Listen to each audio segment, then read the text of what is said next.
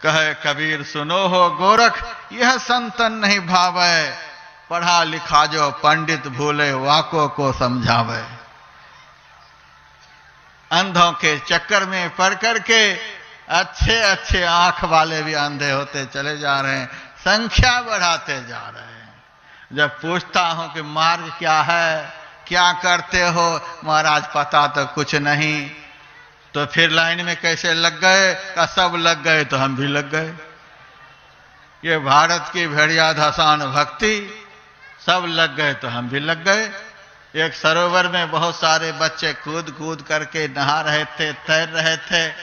देखते देखते एक आदमी को जोश आ गया, वह भी कूद गया। उनको तैरने के लिए नहीं आता, वह चिल्लाने लगा। जैसे तैसे उसको निकाला गया और पूछा गया, जब तुमको तैरने के लिए नहीं आता तो क्यों कूद गया?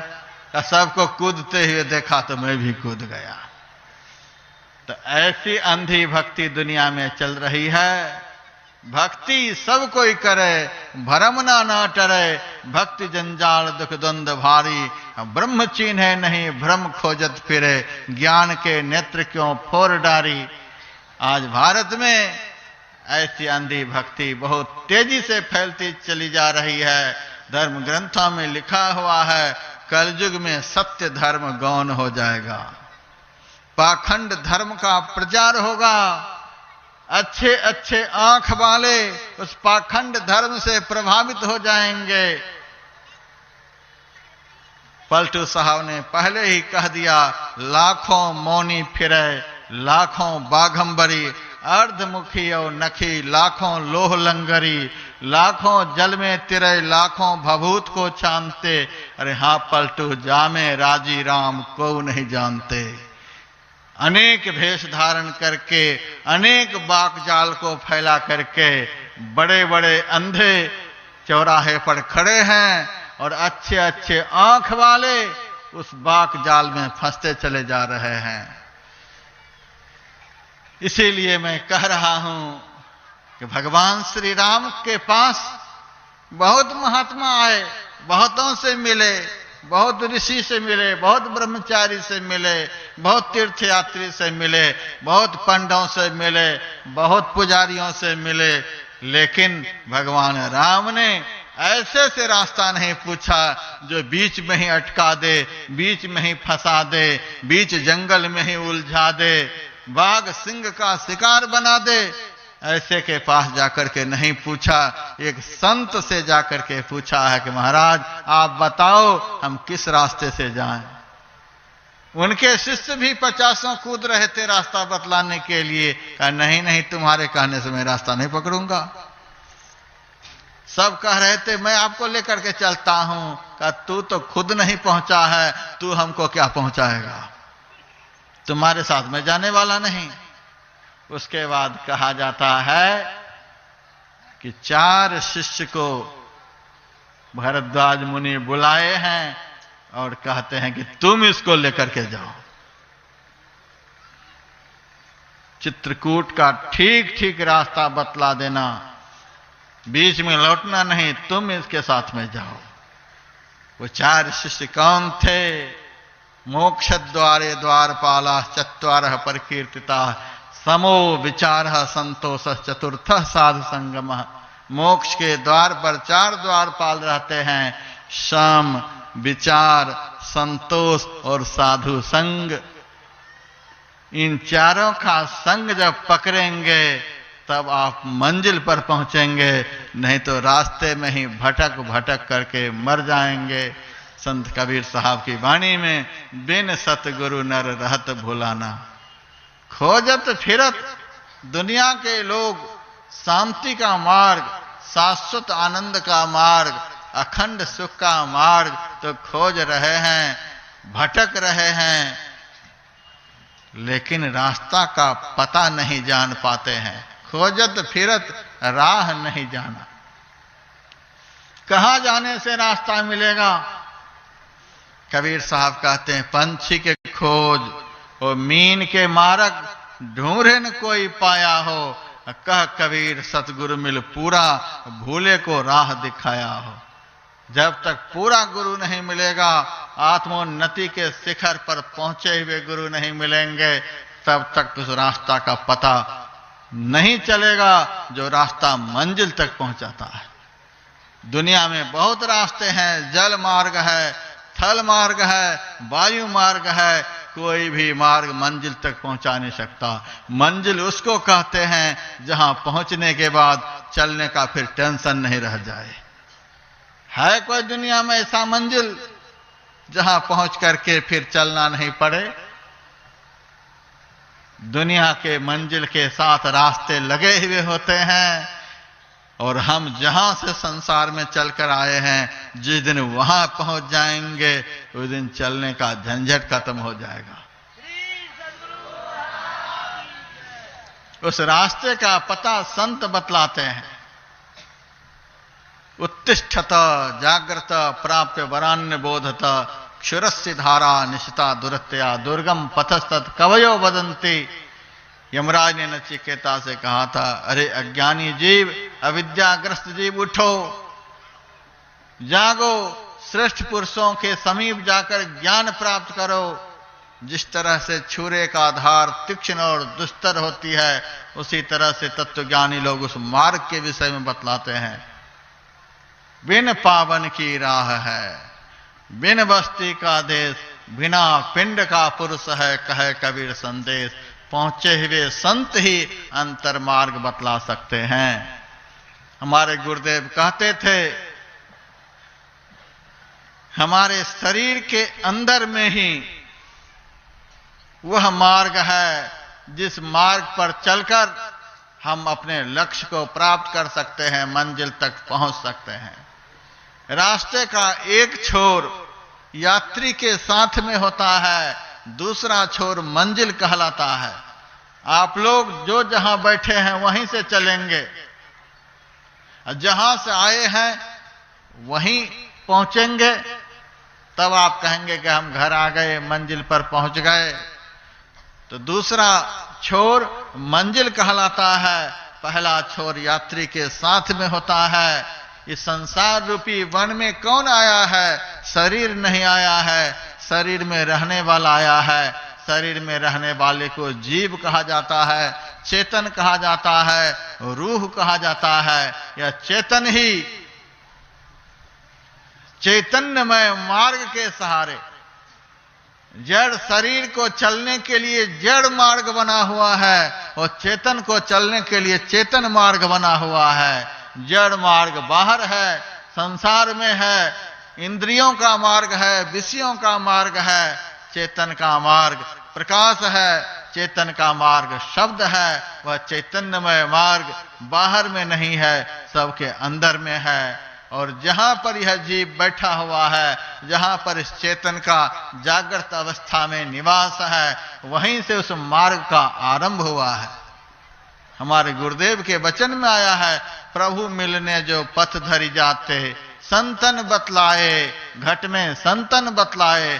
परमात्मा प्राप्ति का मार्ग संतों ने इस शरीर रूपी घर के अंदर में ही बतलाया है।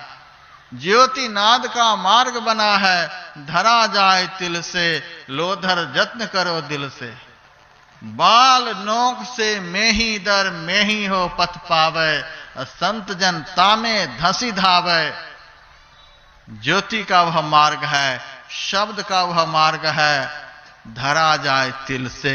तिल कहते हैं बिंदु को, इड़ा पिंगला दोनों नाड़ियों का जहां मिलन होता है, उस मिलन से जो प्रथम प्रकाश चिन्ह अंदर में प्रकट होता है, उसी को 10वां द्वार कहते हैं, उसी को शहरक कहते हैं, उसी को आज्ञा चक्र कहते हैं, उसी को तिल खिड़की कहते हैं।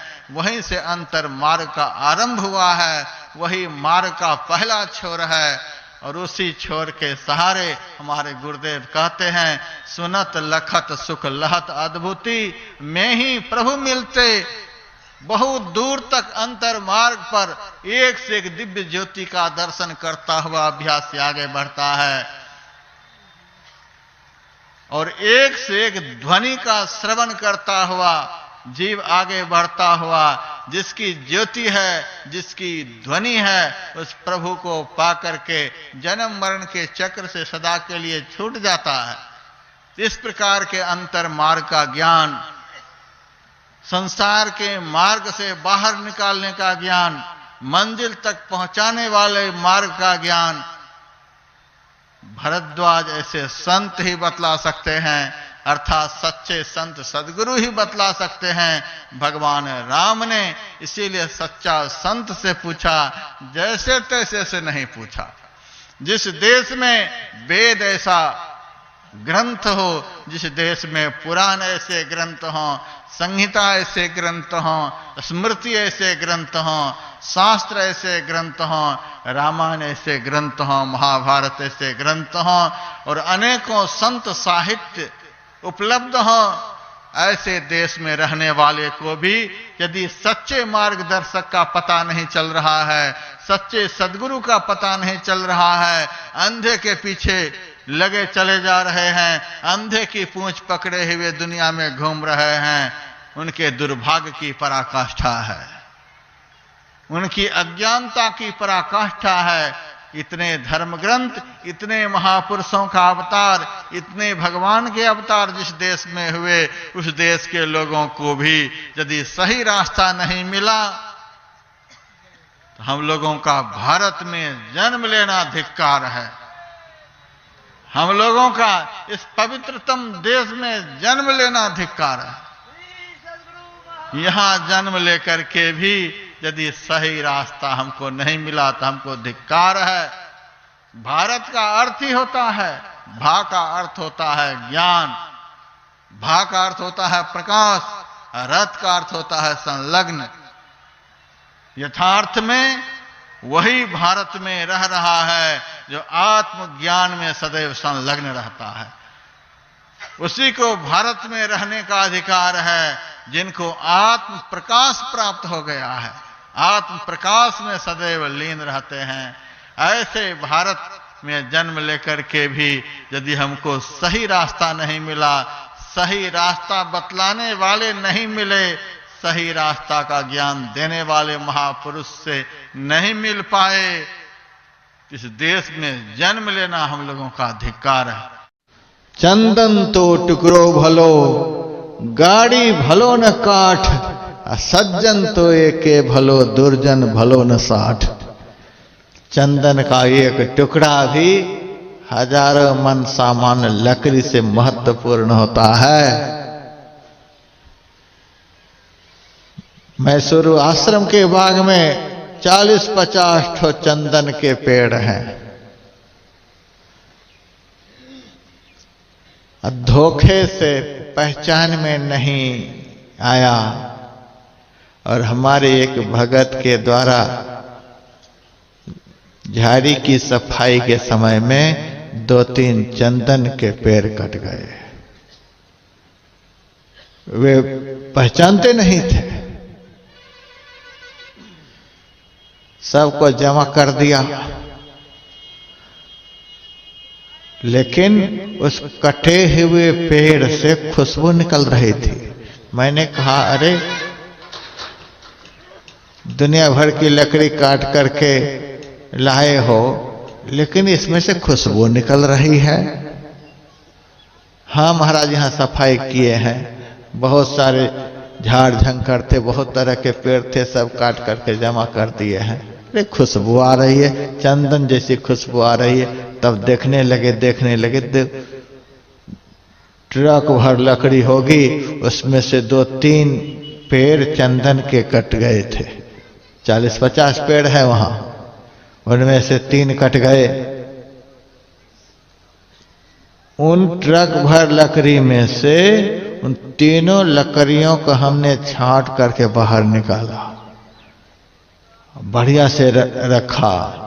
वहां के लोगों ने कहा, महाराज ये एक पेड़ जो है 1-1 लाख के, कम से कम लाख रुपए, अभी तो पतला ही है तब लाख के, तो ट्रक भर लकड़ी भी इसकी बराबरी नहीं। उसी तरह से जो एकाग्र मन से सुनता है, बढ़िया से विचार करता हुआ सुनता है और विचार करके आचरण में भी उतार लेता है, तो वह चंदन के समान समाज में खुशबूदार बन जाता है।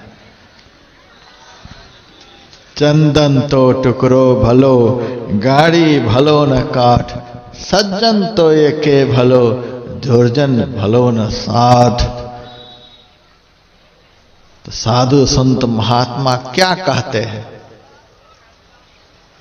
सत्संग करने के लिए कहते हैं, सत्संग सुनने के लिए कहते हैं। संत महापुरुष सत्संग करने के लिए कहते, संतों के विचार में करने के योग्य सत्संग है। संतों के विचार में, संत में सत्संग का मतलब संतों के विचार में सबसे महत्वपूर्ण काम यदि है तो वह सत्संग है। संतों के ज्ञान में सबसे महत्वपूर्ण पदार्थ यदि कुछ है तो वह सत्संग है। संतों के विचार में सबसे ग्रहणीय पदार्थ यदि कुछ है तो वह सत्संग है। आपके पास करोड़ों रुपए हैं तो भी यह नहीं समझिए कि हमारे ऊपर ईश्वर की बड़ी कृपा है, ईश्वर की कृपा से इतने मिल गए हैं। बिल्कुल नहीं। सुत दारा और लक्ष्मी पापी के घर हो तो शराब की फैक्ट्री वाले के पास भी करोड़ों अरबों होते हैं, आपके पास भी हैं तो क्या हो गया? आपके बच्चे पढ़कर इंजीनियर हो गए, डॉक्टर हो गए, यह नहीं समझिए कि ईश्वर की बहुत बड़ी कृपा हो गई। इलेक्शन लड़कर विधायक बन गए, सांसद बन गए, मुख्यमंत्री प्रधानमंत्री बन गए तो यह नहीं समझिए ईश्वर की बहुत बड़ी कृपा हो गई। हमारी फैक्ट्री बहुत बढ़िया चल रही है, अरबों खरबों कमा रहे हैं, यह नहीं समझिए कि बहुत बड़ी ईश्वरी कृपा हमारे ऊपर है। इन सब चीजों के लिए ईश्वर की कृपा की कोई बात नहीं। तात मिले सुतमात मिले,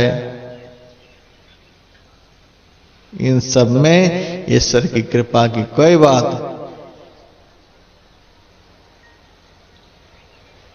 फिर ईश्वर की कृपा से क्या प्राप्त होता है? ईश्वर की कृपा जिनके ऊपर हो जाती है तो उनको क्या प्राप्त होता है? आद्य शंकराचार्य ने विवेक चूड़ामणि में लिखा है, दुर्लभं त्रयमेव तद दैवानुग्रह हेतुकम मनुष्यत्वम मुमुक्षुत्वम महापुरुष संश्रय। ईश्वर की बहुत बड़ी कृपा जिसके ऊपर है उनको संसार में 3 चीजें प्राप्त होती हैं। पहली चीज मनुष्यत्वम, मानवता प्राप्त होती है।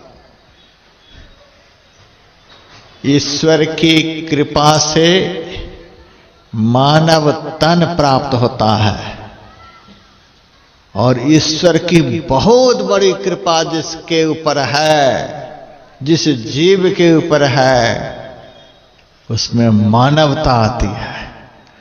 मानव का तन पाना कुछ और बात है, लेकिन सच्चा मानव संसार में बनना यह कुछ और बात है। पड़ोस में ही गोड्डा जिला भी है, साहबगंज जिला भी है, दुमका जिला भी इधर ही है। दुमका जिला मेरा कार्यक्रम एक बार होने के लिए जा रहा था। 2-4 नवयुवकों ने मेरे से पूछा, महाराज यहाँ किस लिए आए हो? मैंने कहा, साधु किस लिए आता है? अरे महाराज आजकल के साधु तो बहुत कुछ के लिए आता है। मैंने कहा, बहुत कुछ के लिए जो आता है उनकी बात छोड़ो, मेरे से पूछ रहे हो। महाराज आप ही बताओ। मैंने देखा कि ये लड़के हम लोगों से विनोद कर रहे हैं, हंसी में पूछ रहे हैं, महाराज यहाँ किस लिए आए हो? तो मैंने कह दिया फैक्ट्री लगाने के लिए आया हूं। साधु होकर फैक्ट्री लगाते हो? मैंने कहा पैसे हैं साधु के पास तो फैक्ट्री कौन लगाएंगे? कितने दिनों तक फैक्ट्री चलाओगे? मैंने कहा 2 दिनों तक। ये 2 दिनों में आप क्या बनाओगे? मैंने कहा सारी दुनिया के फैक्ट्रियों में लाखों वर्षों में जो नहीं बन पाएंगे, सारी दुनिया की फैक्ट्रियां मिलकर लाखों वर्षों में भी जो नहीं बना पाएगी, सो मैं 2 दिनों में यहां से बना कर जाऊंगा। 2 दिनों में महाराज आप क्या बना दोगे? मैंने कहा जानवर को आदमी बनाऊंगा। लड़का हैरत में पड़ गया, ये जानवर को आदमी बना देने वाली कौन सी फैक्ट्री है? मैंने कहा वह कौन सी फैक्ट्री है?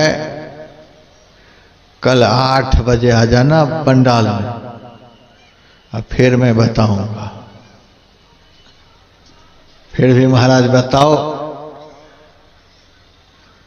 अरे कल 8 बजे से दिशा चैनल पर मेरा प्रवचन चलेगा, अब बैठ करके सुनना। वही फैक्ट्री है और क्या? यह सत्संग क्या है? दुनिया की सबसे बड़ी फैक्ट्री है, सबसे महत्वपूर्ण फैक्ट्री है। इसी फैक्ट्री में जो आता है, जिस तरह से सुनने के लिए मैंने बतलाया पहले, उस तरह से यहां बैठ करके सुनता है, तो जो कर्म से जानवर बन चुका है वह यहां से आदमी बनकर निकलता है। सदगुरु पशु मानुष करे, मानुष थे सिद्ध सोय, दादू सिद्ध थे देवता देव निरंजन होय। पहुंचे हुए संत सदगुरु के अंदर इतना बड़ा ज्ञान होता है, उस ज्ञान बल से सामने बैठे हुए सच्चे सत्संगी के अज्ञान को हरण कर लेते हैं। अज्ञानता की पराकाष्ठा जिनके जीवन में हो, उसी को पशु कहते हैं, और ज्ञान का संचार जिसके अंदर में सतत संचरित होता हो, उसी को मनुष्य कहते हैं, और ज्ञान की पराकाष्ठा पर पहुंचे हुए को संत कहते हैं। सतगुरु पशु मानुष करे, जो कर्म से पशु हो चुके हैं, वे यदि यहां आकर बैठ गए मनुष्य बनकर निकलेंगे। उन लड़कों ने कहा महाराज फिर तो शहर के सारे भैंस गाय गधे कुत्ते को पंडाल में पहुंचा देता हूं, आप बनाओ आदमी। मैंने कहा उसी को तो आदमी बनवाना चाहता है, और क्या जानवर तो यही सब है। मैंने कहा नहीं जी, ये 4 पैर वाले जितने हैं ये सब के सब आधे जानवर हैं, तो फिर पूरा जानवर। मैंने कहा जिस 2 पैर वाले में मनुष्यता नहीं है, मानवता नहीं है, मनुष्य का शास्त्रीय गुण नहीं है, शास्त्र में जिनको मनुष्य बतलाया है वह गुण नहीं है, वह पूरा जानवर है। विद्या विहीन पशु, विद्या से विहीन को पशु कहते हैं। ये शाम न विद्या न तपो न दानम न चापशीलो न गुणो न धर्म ते मर्त्य लोके भुवि भार भूता मनुष्य रूपेण मृगाश्चरन्ति। रूप उनका मनुष्य जैसा है, लेकिन वह मनुष्य नहीं। मृगाश्चरन्ति, ये जानवर विचरण कर रहे हैं धरती पर। और तुलसीदास जी महाराज के शब्दों में, ते नर नरक रूप जीवत जग। नरक का नाम सुनते ही आदमी के रोंगटे खड़े हो जाते हैं। एक नरक तो जड़ नरक है, मरने पर देखा जाएगा। भजन नहीं करें, सत्संग नहीं करें, शुभ कर्म नहीं करें, सत्कर्म नहीं करें, विदाउट चले जाएंगे, टिकट लेने की जरूरत नहीं है। ऐसे लोग नरक में जाएंगे। वहां जाएंगे जहां प्रकाश नहीं होता है, जहां पवित्रता नहीं होती है, जहां कोई अपना नहीं होता है, जहां सुख का कोई संसाधन नहीं होता है, उस स्थान को नरक कहते हैं। और दूसरा जंगम नरक होता है। एक नरक में तो मरने के बाद देखा जाएगा, और दूसरा चलता फिरता नरक। देखें आप लोग, नरक चल फिर रहा है। तुलसीदास जी महाराज के शब्द में, ते नर नरक रूप जीवत जग। वह मनुष्य नरक का रूप जीते जी है। का कौन मनुष्य? भव भंजन पद विमुख अभागी। संसार जन्म मरण के दुखों से छुड़ाने वाले परमात्मा के भजन से जो विमुख है, चलता फिरता नरक रूप है। कहा और कोई नरक रूप है? कहां? चलता फिरता बहुत नरक है। निसी वासर रुचि पाप। दिन रात जिनका पाप करने में ही मन लगा हुआ रहता है, कभी भी अच्छा काम करने का मन सोचता ही नहीं, चलता फिरता नरक है। असुचि मन, जिसका मन कभी पवित्र होता ही नहीं, पाप में ही डूबा हुआ रहता है, असुचि मन और पवित्र मन वाला। खल मति मलिन निगम पथ त्यागी और दुष्ट बुद्धि का अकारण ही किसी को दुख देने का प्रयत्न करना, बिना किसी कारण के। दुष्ट उदय जग आरत हेतु, जथा प्रसिद्ध अधम ग्रह केतु। बिना किसी कारण के जो दूसरे को दुख देने का प्रयास करे, उसको कहते हैं चलता फिरता नरक। निगम पथ त्यागी, वेद मार्ग के प्रतिकूल जिनका आचरण है, ज्ञान के प्रतिकूल जिनका अज्ञानमय आचरण होता है, वह चलता फिरता नरक रूप कहलाता है। और कोई नरक रूप है? अरे अभी तो लिस्ट शुरू हुआ है, अभी तो शुरू ही किए हैं। और कौन कौन से? बढ़िया से इस पद को याद रखिएगा। ते नर नरक रूप जीवत जग, भव भंजन पद विमुख अभागी।